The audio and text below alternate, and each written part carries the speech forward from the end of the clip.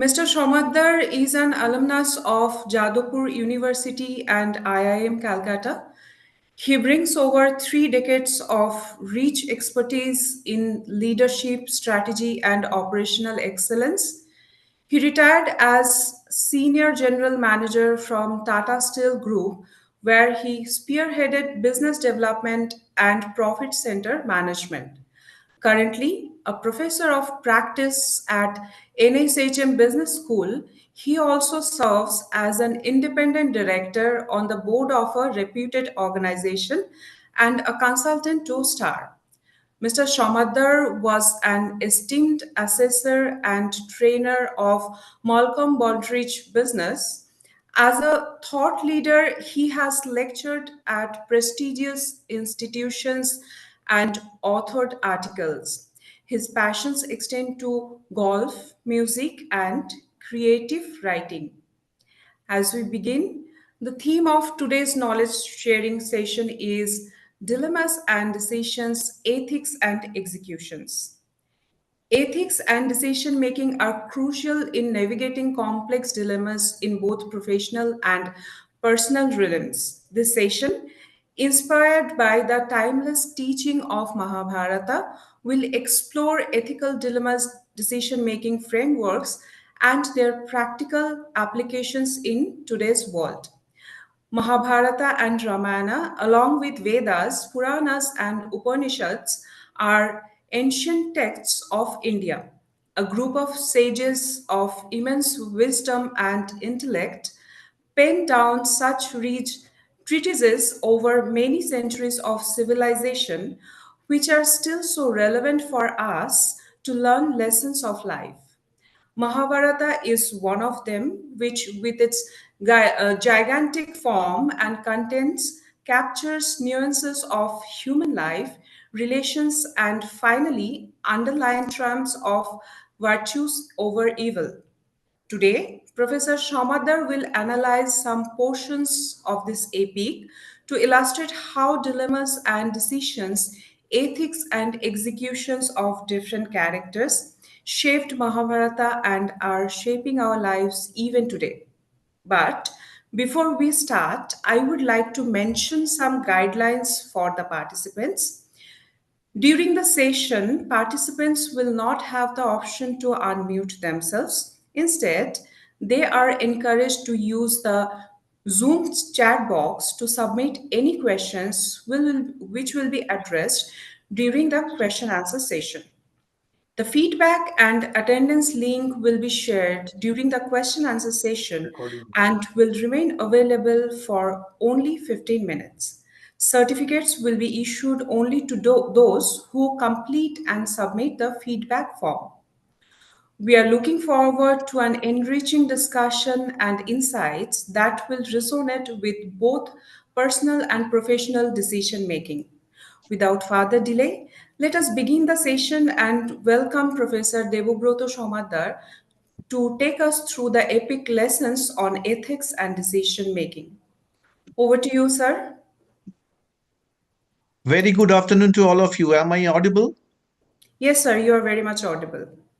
Thank you. Thank you, Professor Das, for this kind introduction.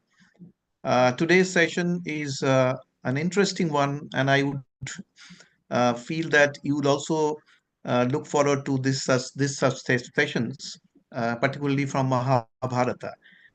So I would like to share a couple of screens and slides so that we can set the tone of this. Uh, is is this clear?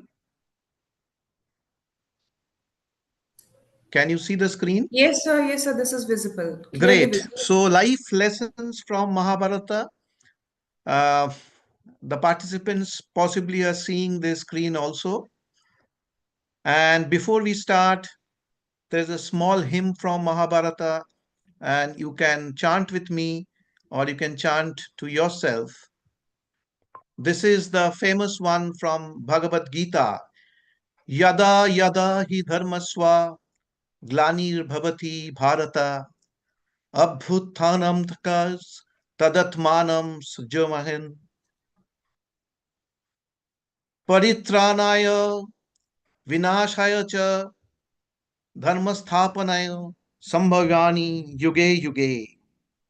So this is the famous hymn. I repeat once again. Yada yada hi dharmasva glanir bhavati bharata abhuthanam dharmasva tadatmanam srijammaham paritranayo sadhunam vinashayo cha duskritam dharma sansthapanarthaya sambhavani yuge yuge. Om Shanti, Om Shanti, Om Shanti. The meaning of this is whenever virtue subsides and wickedness prevails, I manifest myself to establish virtue, to destroy evil, and to save the good. I come from yoga to yoga, from one time to another time, and I am eternal. This is the famous saying of Krishna, the great Krishna, Lord Krishna of Mahabharata. Now, I'll tell you exactly what is Mahabharata. I think I have around 40 minutes, and this is a very complex text, and it is difficult basically to decipher the Mahabharata in totality in such a short time. But what I'll do is I will touch upon certain aspects, certain characters, which definitely will incite you and provoke you to think in a different way. Mahabharata was written roughly around 3,500 years back. In fact, it was not written by one particular gentleman. It was written by a team of sages and saints, although we know the name of Vashdeva Krishnadaipayan Vash, who actually has scrawled or dictated to Ganesha the Mahabharata, which is composed of 18 parvas.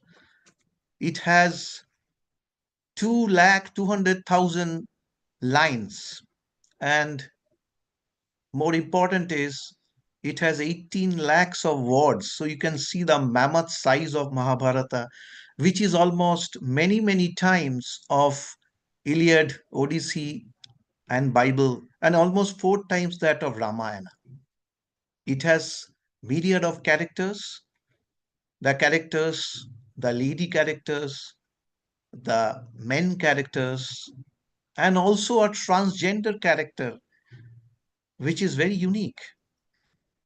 Now, let us understand that what is this? Is Mahabharata a treatise of gods and goddesses?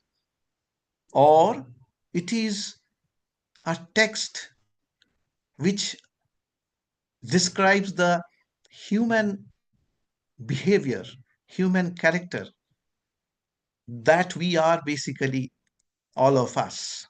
Some of us are good, few of us are not so good, some of us are unscrupulous, few of us are scrupulous, having some ethics and morals. Mahabharata has all sorts of characters. None of them is a god.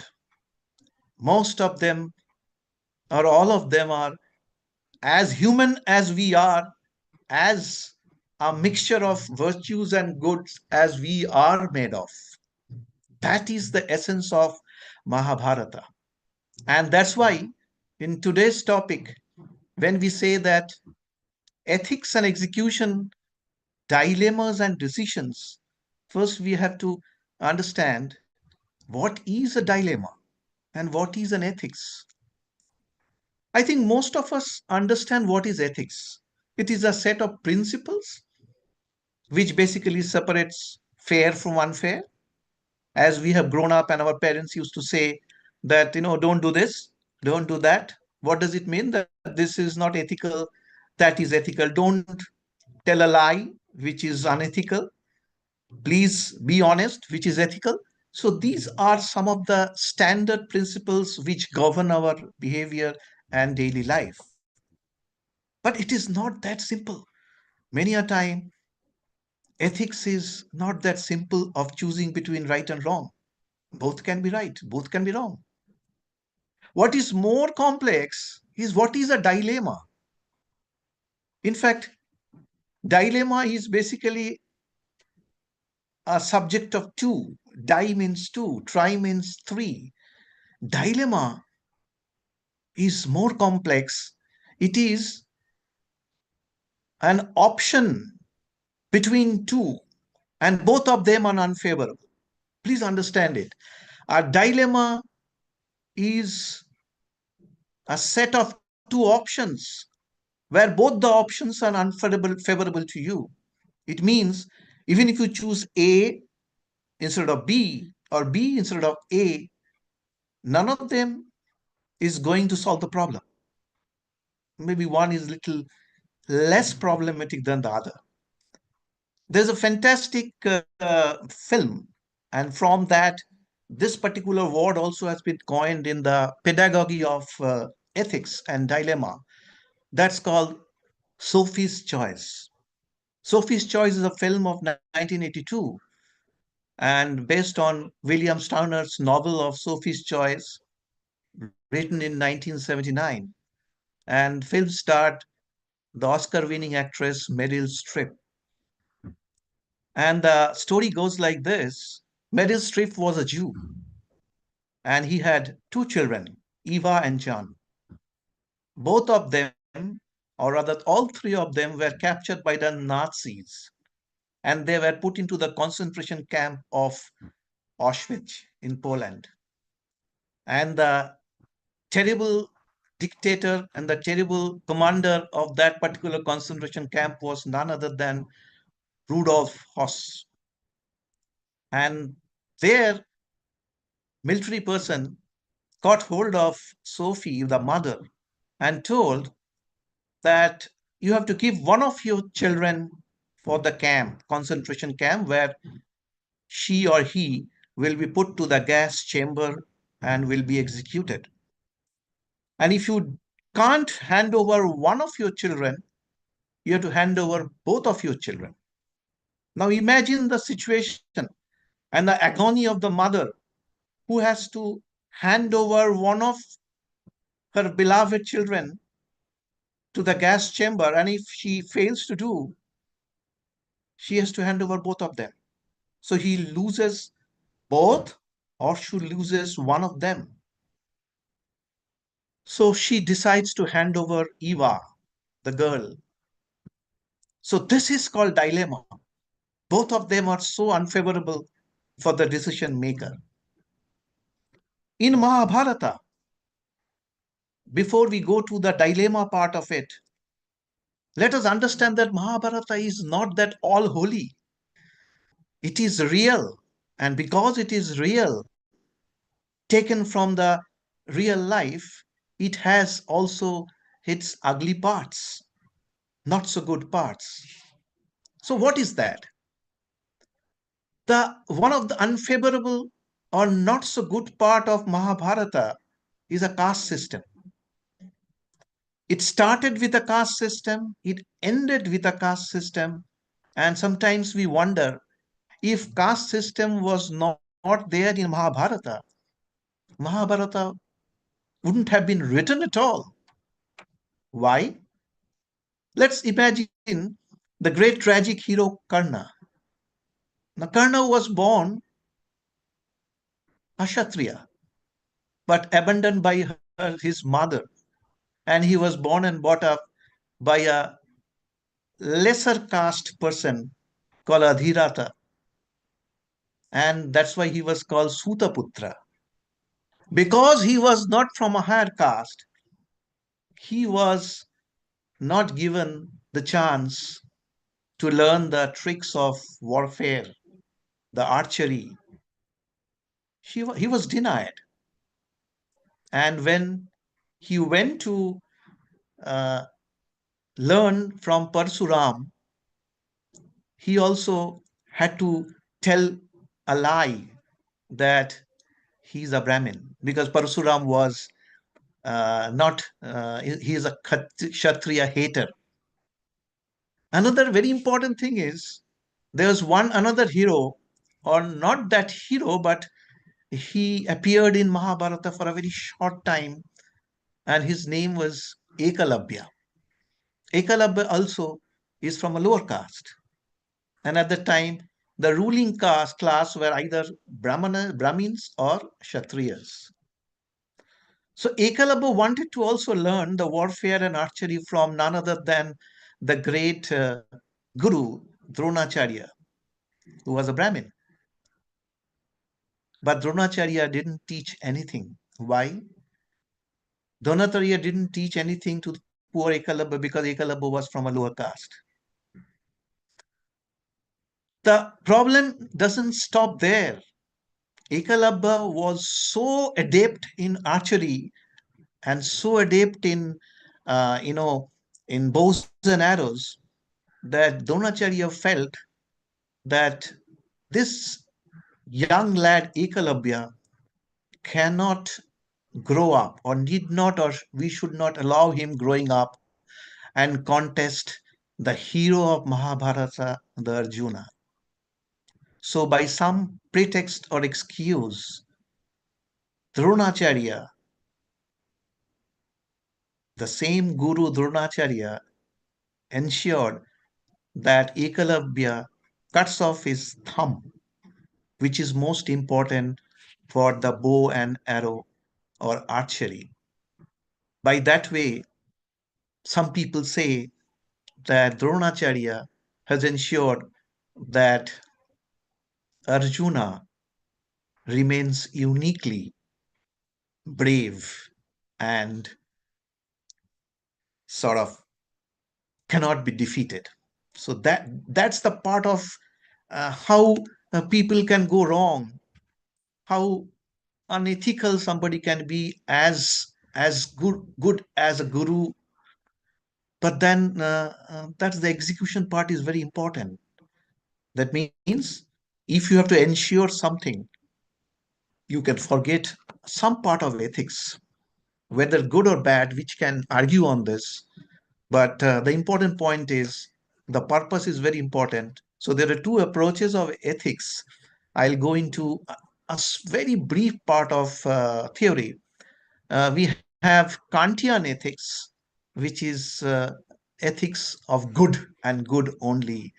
And we have a Jeremy Bentham ethics, which is of utilitarianism, or basically called teleological ethics.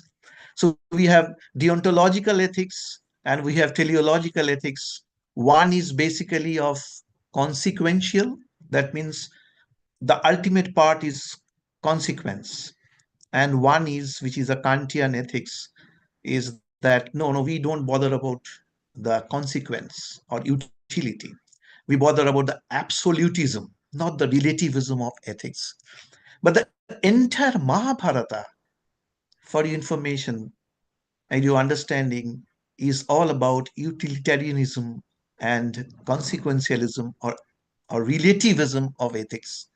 So it is not about absolutism of ethics at all. From the Parva 1 to Parva 18, the entire Mahabharata is all about what is the consequence of my action today. If I am aiming to do something, then I have to plan it like this. And I can have a convoluted ethics, or I can have something which stands in good state for me at that particular point of time. So that's the uniqueness of Mahabharata. So it has 18 parvas. Like Gita also has 18. Mahabharata has 18 parmas, like Adi Parvya, Karna Prabha, Dona Prabha, and there are many such.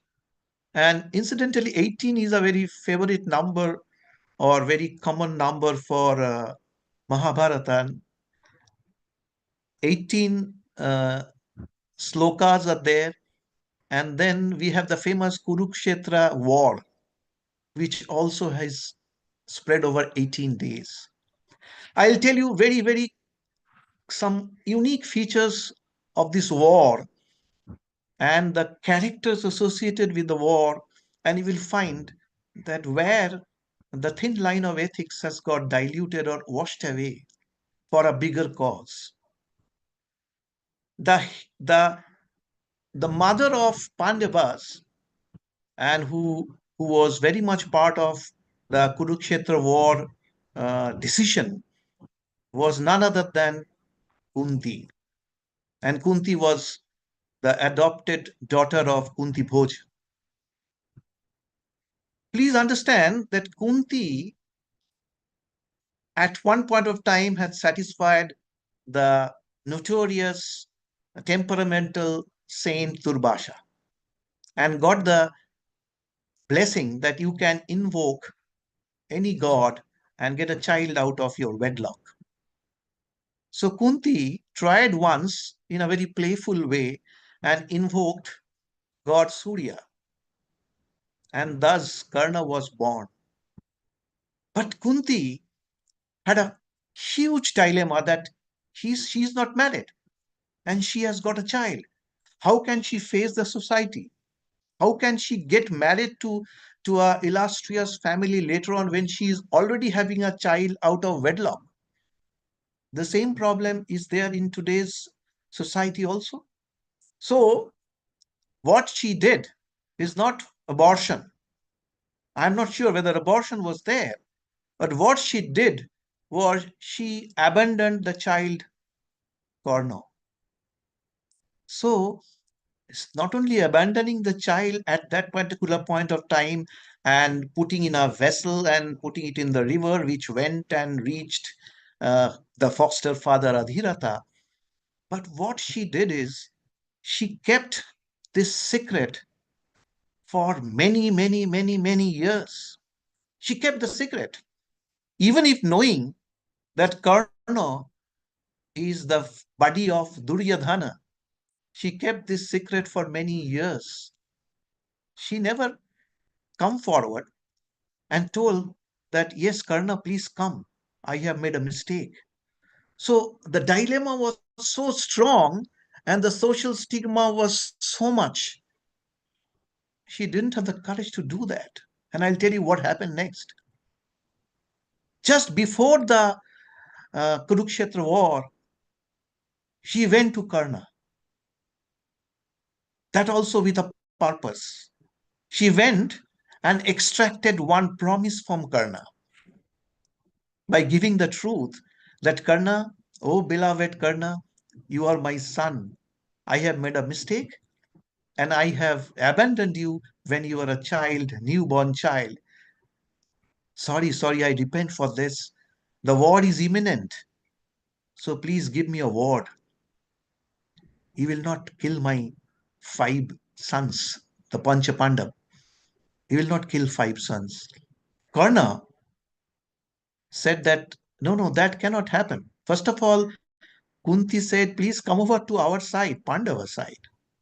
Karna was a diehard, trusted friend of Duryodhana. So he turned down her mother's request and he said politely that I will continue to fight for Kauravas.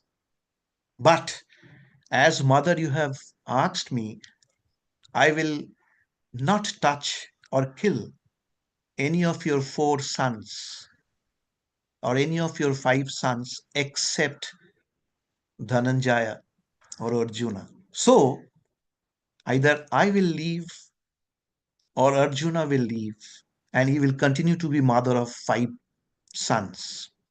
So that's what actually Kunti has done.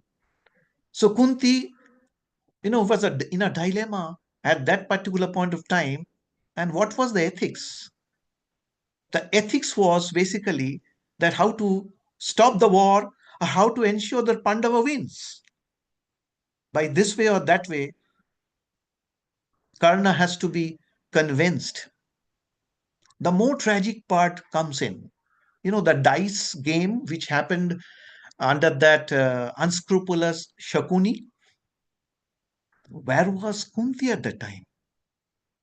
When everything was going wrong, when a woman's dignity was getting molested in the open court, all the gentlemen were there, men folk were there, and in the interior part, the women folk were there. But where was Kunti? Kunti was completely silent. Was she suffering from dilemma? What was that? When she has seen her daughter-in-law is getting molested by none other than Dushashan, how can she keep quiet? Do you think, or we have to make to believe that she was not present at the time? The entire ladies folk were not there. So uh, the great Vasdeva Krishna Daipayan has kept many of the things unanswered or unnarrated so that all of us can understand some inner meaning of it.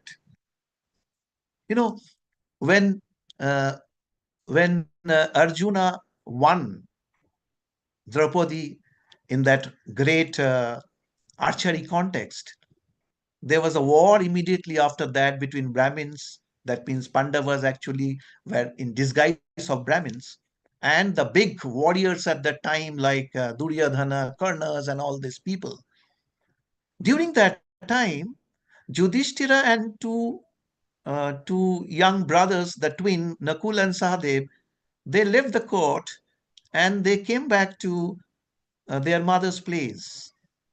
Arjuna and Bhima was there and they came back much later. Do you mean to say that Yudhishthir and two of his young brothers did not tell anything to their mother? That what has happened in the Swayambara, that Arjuna has won Draupadi? So even after knowing, how can Kunti say that, oh, you have got a prize, please share among your five brothers? How can she say that? She has not discussed anything with the main stakeholder in that particular decision, Draupadi, the daughter in law. He has not done that. Neither he has consulted any of his sons. And when the brother of Draupadi, Drishtadumna, cursed Kunti that, what have you done to my sister? Kunti said that I cannot undo what I have uttered. So this is extremely, I would say, surprising that how can such things can happen when you are deciding on something. Is it so difficult for all this? But that's the way the entire story unfolded. We come back to the Kurukshetra war, which was basically for 18 days. So the first 9 days was uneventful in the sense that Pandavas killed Kauravas, Kauravas killed Pandavas, many of the big or middle level warriors got killed. But on the 10th day, the great Vishma Pitamaha, Gangaputra Vishma, was killed in a very unethical way. And you know how it is. Shikhandi was the half brother, or you would say transgender brother or sister of Draupadi.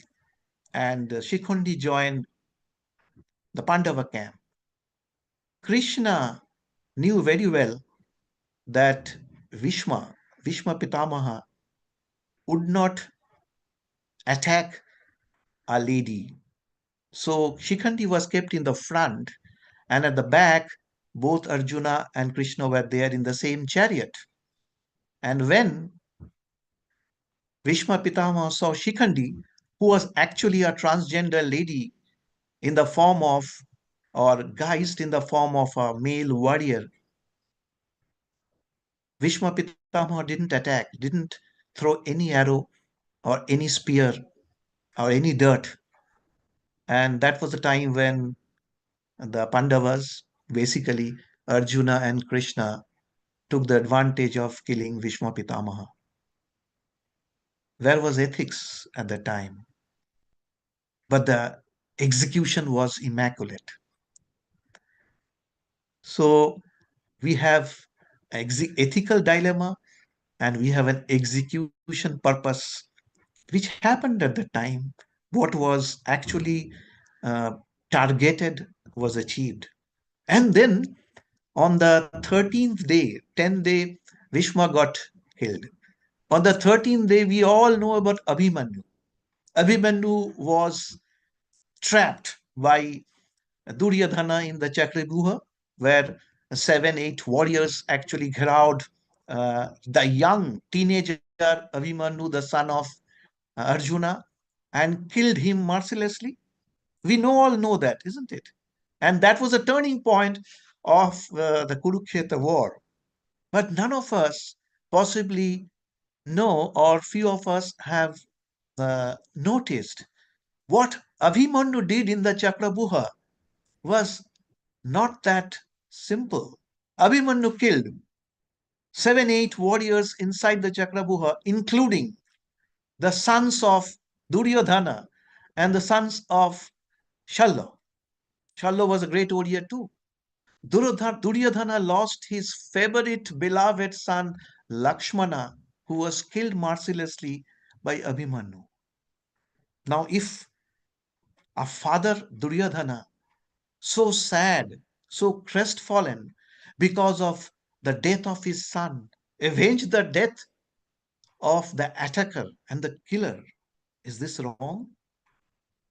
So we talk about Arjuna, how he avenged the killing of Abhimanyu on the next day, on 14th day, by killing Jayadratha. Jayadratha was the husband of Duryodhana's sister, so they are brother-in-laws.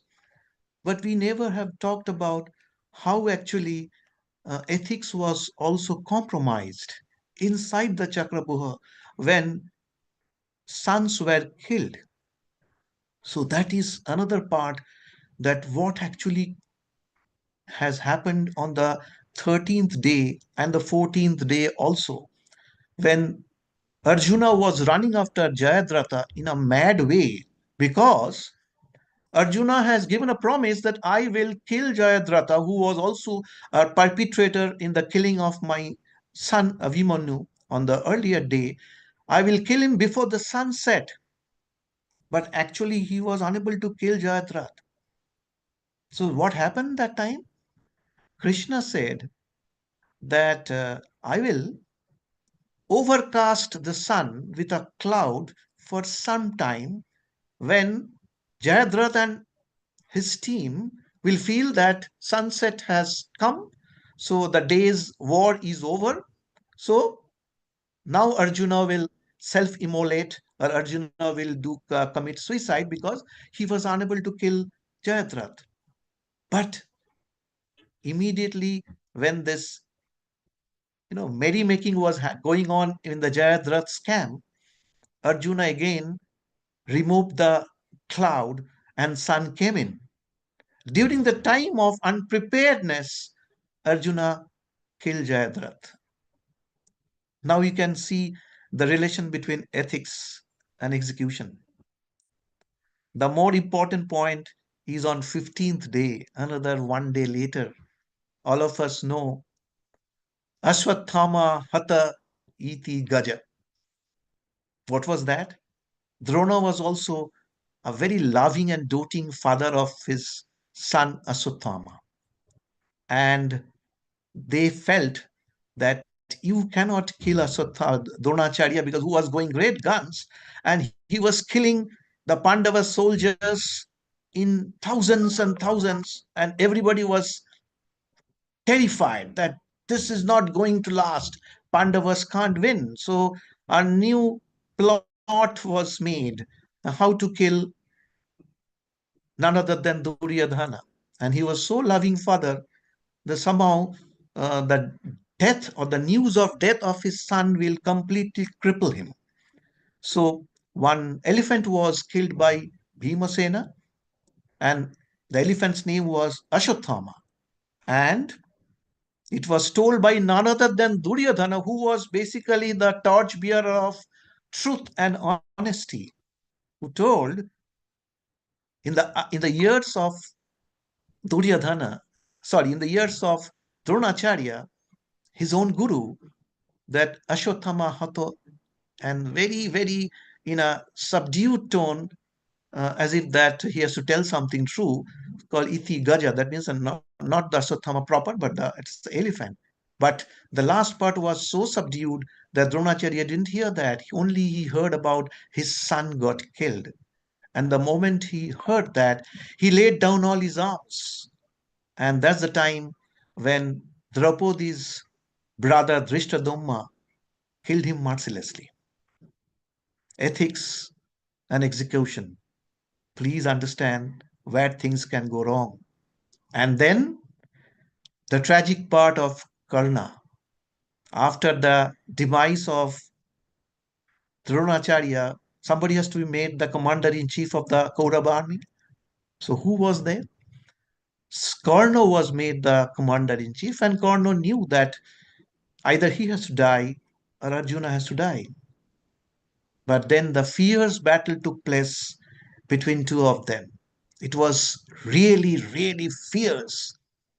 And please understand that to kill Karna or to make him vulnerable, what sort of ethical game was played at the background?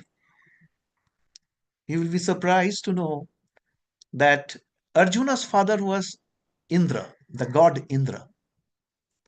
You know that Mother Kunti can invoke any god to have a child, and Pandu was not capable. Pandu means Arjuna's real father. But Arjuna at that time was good that every god was invoked by none other than Kunti, and Indra was the father of Arjuna. And when the fierce battle was about to take place between Arjuna and Karna, Indra came in disguise of a Brahmin to Karna. You know why? Because Arjuna and everybody, including Indra, knew that Karna was born with a natural armor and a earring, and this armor was invincible. So, and everybody knew that Karna was a great benefactor. He was basically very benevolent, and he used to give alms to everybody. He never used to refuse to anybody who has asked for alms from Karna. And Indra, in the guise of a Brahmin, came to Karna and said that I want something. So Karna said that, what do you want? Tell me, I'll give you. Then the Brahmin, actually Indra, in order to save his own son, Arjuna, requested politely to part away with the natural armor, that is Kabacha, and Kundala, basically the earring. So, and Karna, without thinking twice, has given this. Remember, the same Karna, when he told a lie that he is a Brahmin and went to Parasuram, he actually was caught red handed that he is actually not a Brahmin. So Parasuram also gave a great curse to him that when I am teaching you everything, I have given you all my tricks and all my lessons to you how to win the warfare. But when the time will come, you will forget to use that particular astra. The great astra which I am giving you, the Brahmastra, you will forget to use. So on that day, that great thing happened. Karna was blessed with a great astra called Vasava Astra. And Krishna knew that Karna, with this Vasava Astra, is invincible. That means you cannot defeat Karna. Nobody, none on earth and Swarg, can defeat Karna if that Vasava Astra is there. And that Vasava Astra, Karna has kept it very, very carefully to use it only to kill Arjuna. Please understand. He has kept it because he had a grudge and a hatred and animosity towards Arjuna, because both of them felt that they are superior or they are the supreme. So Karna said that, okay, I have this astra and I will preserve this astra or weapon to kill Arjuna. Krishna knew about it. So Krishna also plotted how to get rid of this astra. If Karna can use this astra once, Karna has taken a promise not to use any astra second time. So if Karna can use this weapon once on anybody, then Arjuna is safe.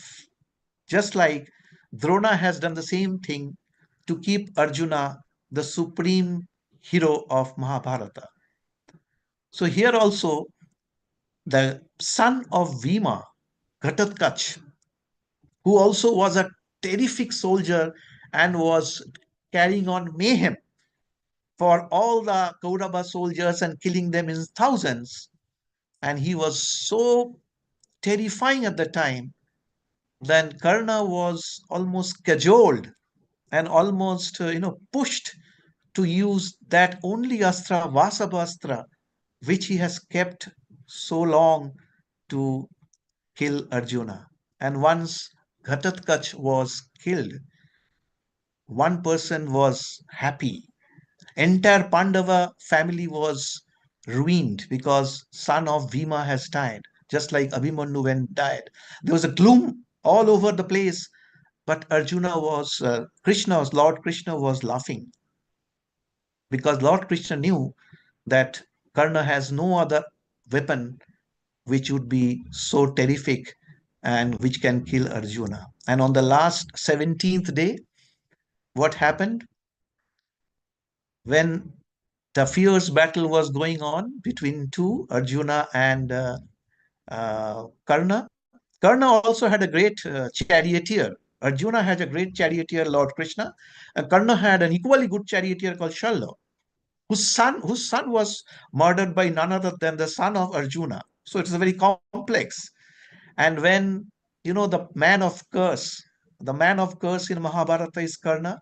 Somebody cursed that at the right time, your chariot will get inside the Mother Earth and you have no other control. So, when everything was going on, Karna's chariot's wheel was getting inside the earth, and Arjuna was in a dilemma. This is a real dilemma. Arjuna was in a dilemma that I, being such a great warrior, how can I kill a weaponless warrior Karna? Karna is weaponless. He has come down from chariot. He was trying to pull the wheel, the great wheel from the Mother Earth. How can I kill? So he was in a dilemma because if he kills, then he has to repent for the whole life that he has killed, and that's not ethical warfare. But if he does not kill, then the same Karna can kill him also. This was understood very much by none other than Lord Krishna. And Lord Krishna said to his buddy, favorite buddy Arjuna, that I am Madhava. I am telling you, Dhananjaya, this is the time, this time will never come. Kill him, kill him, and kill the evil from this earth. So that's Arjuna used his astra, which was also kept for Gandiba, the famous astra, the bow and arrow, and killed Karna. In fact, after the death of Karna, Mahabharata is written in many languages. In some languages, in Tamil and Malayalam, they also say that Krishna wanted to test whether this dying Karna is really benevolent and generous. So he asked dying Karna that I want a little bit of your, uh, you know, your precious jewel. So dying Karna actually at that time gave away the precious, he has a teeth made of gold, and he has given away those things as a parting gift to Karna. So coming to the part of Mahabharata, I am almost on the last few minutes of my talk, and we have 15 more minutes left before I hand over to our moderator, Professor Das. So to sum up, uh, now you see the complexities of Mahabharata starting from the birth of Karna and how Kunti was in a dilemma, and he had a different ethics, which was utility based ethics, which was not a holistic one, and which was not a Kantian ethics. And she kept on committing the same type of actions which can be questioned in today's standards of ethics. And same thing also for many of the big heroes of Mahabharata. Apparently, they look perfect, but a lot of actions of theirs also can be brought under scrutiny now with the standards of ethics which we have understood. So, ethical dilemma or dilemma leading to decisions, either this or that, and ethics leading to execution, because that is more important, because the purpose was very clear. And that was teaches what Mahabharata teaches us.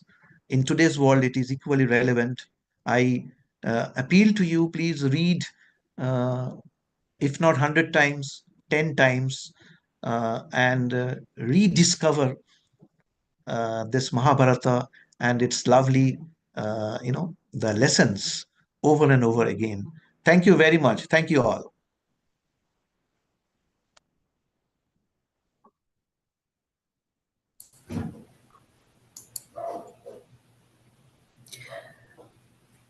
Thank you, sir. It was a very insightful session. So I request all the participants, if you have any question, you can please write in the chat box, and the feedback form and the attendance is the link is available in the chat box. Please complete it within 15 minutes, because after 15 minutes it will not be available for you anymore. So all the participants, you are requested, if you have any question, please write it in the chat box.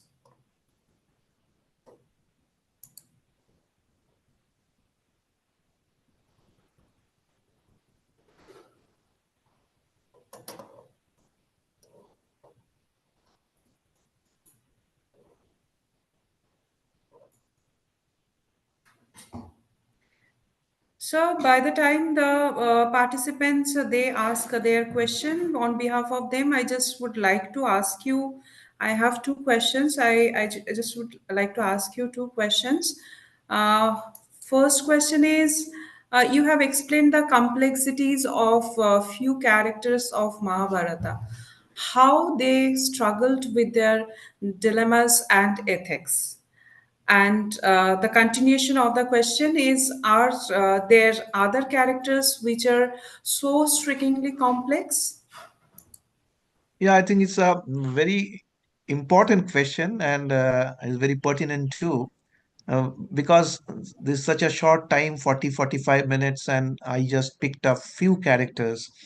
But please understand that the whole myriad characters of Mahabharata, starting from Shikondi to Gandhari, Krishna, Balaram, Yudhishthir, uh, everybody was struggling with their own dilemma. And as the story proceeded, the dilemmas were becoming more pronounced. But then dilemmas don't get stalled, because some decision has to be taken. So from dilemma, the decisions emerged, and there was the thin line of ethics. Some people traversed from the left line, some people went to the right line. People tried to be neutral, but then even even the great neutral person Bidura, who was also brother of Dhritarashtra, was not ethical 100%, because he was also suffering from a great dilemma, whether to protest or not to protest, and he kept quiet. Thank you. Sir, I have another question to you, and the question is did the author Vyasdeva analyze the characters in his epic? Yeah, I think the beauty of uh, an epic or a novel or even a poem is that if, or even a piece of art, is that if you make everything obvious, then it loses its charm. So, Vasudeva or Krishna Daipayan, the great creator of Mahabharata, I think intentionally kept many of the things open to interpretations. As decades go by, centuries pass, new interpretations will emerge, and slowly people will try to understand that what is the real meaning behind it. Is it true or is it not? What is right? What is wrong? Let's people debate.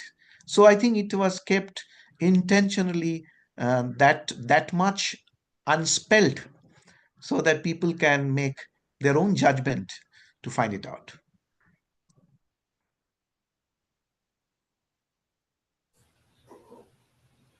Okay, thank you, sir. Uh, I request all the participants, please, if you have any question, please write it in the chat box.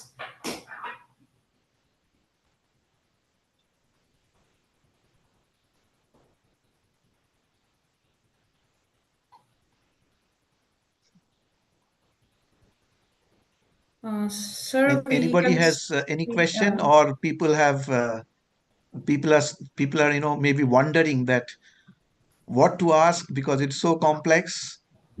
Nothing is absolute true, nothing is absolute wrong. So we live in relative world, or in the world of relativism of ethics.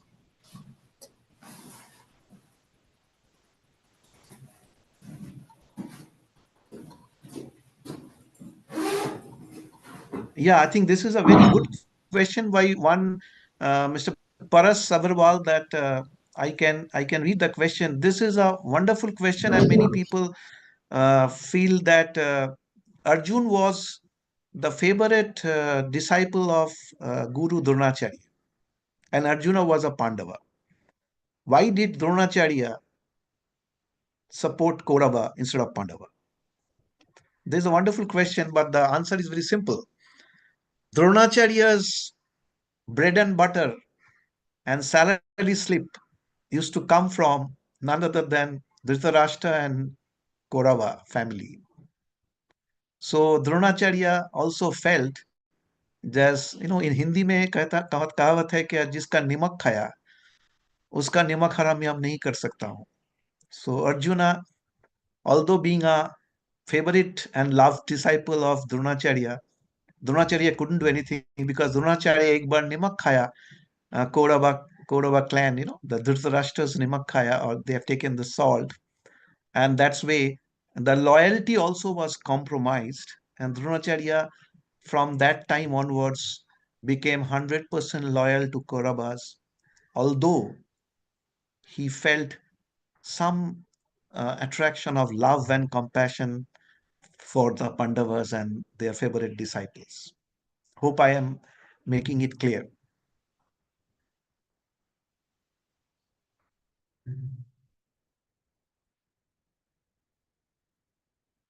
So we have 3, 4, 5 minutes more. Somebody, anybody from south, west, north of India? Any question? Any doubt? Or if you want any books to refer, I can suggest some books which you can go through and understand more in details. That is available in the net. So the book which you can see and it is available in the net, uh, it is a book of 6,480 pages. Okay, so the best way is not to buy but download it from the net. This is the first English translation of the entire Mahabharata, which was originally written in Sanskrit. And the gentleman who actually did it way back in the early 20th century, and his name is Kishori Mohan Ganguly, KM Ganguly, and you can download the Mahabharata from written by K.M. Ganguly of 6,080 pages, 480 pages, spread over 18 parvas. So there are many others. Vivek Debroy, who recently has passed away, also has a wonderful book of 10 volumes of Mahabharata. That also is available on Amazon. Plus, we have a short version of the slokas and the interpretations by Professor P. Lal. That also is equally, very important and uh, book. How to interpret uh, the relevance of Mahabharata's ethical dilemmas like those faced? Uh, I think I am unable to read the full sentence, but what I, Sir, yeah. before that, we received another question from Dr. Ashish, and he asked that what does Lord Krishna role tell us about management in the modern world? See, the Lord Krishna was the great manager and he was a great CEO. In today's world, we call it a chief executive officer of Kurukshetra war. And we can say chief executive officer of Pandavas.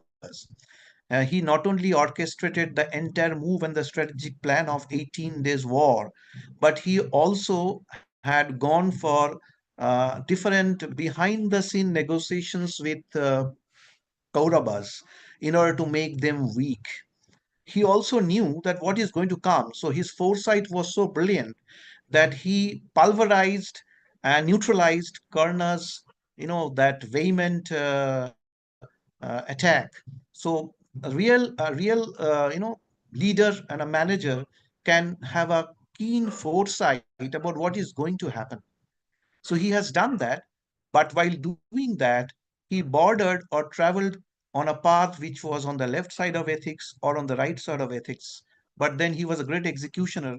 He ensured that the truth prevails or dharma prevails over adharma. Thanks. So another question we received from Dr. Shankar, and he asked that how do you interpret the relevance of the Mahabharata's ethical dilemmas, like those faced by Arjuna and Yudhishthira, in today's modern decision making, whether in personal life or leadership roles? See, I think the one great example which I always give to my students is, the work life balance is a great dilemma. Okay, so your bosses in the work actually ask certain deliverables which you have to give. And if it calls for more than 70 hours of working in a week, so be it. But then your family also calls for certain hours in a week so that you can at least stay with them, spend some time with them. So it is an ethical dilemma. Here, uh, I am not sure whether typically in a definition of dilemma, both are unfavorable. One may be unfavorable, one is little favorable, but then there's a trilemma, which is the third one instead of a dilemma. Trilemma is basically how much time you give to yourself. So there is a three-pronged attack or options. Like one, how much time you'll give to your workplace to keep your bosses and the company satisfied. How much time you'll give to your family to keep them satisfied. The third one is how much time you'll give to yourself to keep yourself satisfied. It is a dilemma all of us are struggling with daily, and we are trying to make a balance. One day we are happy, another day we are not happy, but that's the way the work goes on and life goes on.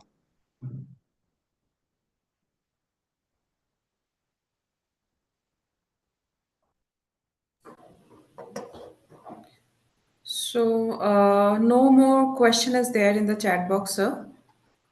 And as we are almost at the end of today's knowledge sharing session, on behalf of everyone here, I would like to extend my heartfelt gratitude to our esteemed speaker, Professor Debabrata Samaddar, for sharing his valuable insights with us. His deep expertise and thought provoking analysis on the topic of dilemmas and decisions, ethics, and executions have certainly enriched our understanding and will guide us in navigating complex decisions in both personal and professional spheres. I would also like to express my heartfelt gratitude to Mr. Sudhir Sharma, President of Association of Indian Management Schools, for his continuous support and contribution to making this session possible. A special thank goes to AIMS, the AIMS board members, and the AIMS Secretariat for their efforts in organizing this event and ensuring its smooth execution. Additionally, I wish to convey my sincere gratitude to Bijay Gohomollik, Chairman, Dr. Shomo Gohomollik, Vice President, and Ms. Debeshi Gohomollik, Vice Chairman of Supreme Knowledge Foundation, Professor Dr. Ramakant Patra, Dean of the Department of Business Administration Studies, and the Regional Vice President East, AIMS, for their ongoing support. Lastly, I would like to extend a warm thank you to all the participants for joining us today and actively engaging in this session. Your enthusiasm made this discussion even more enriching. Thank you once again to everyone, and I look forward to seeing you in future sessions. Thank you all. Thank you. Thank you, Professor Das, and thank you, everybody. It was a wonderful session with all.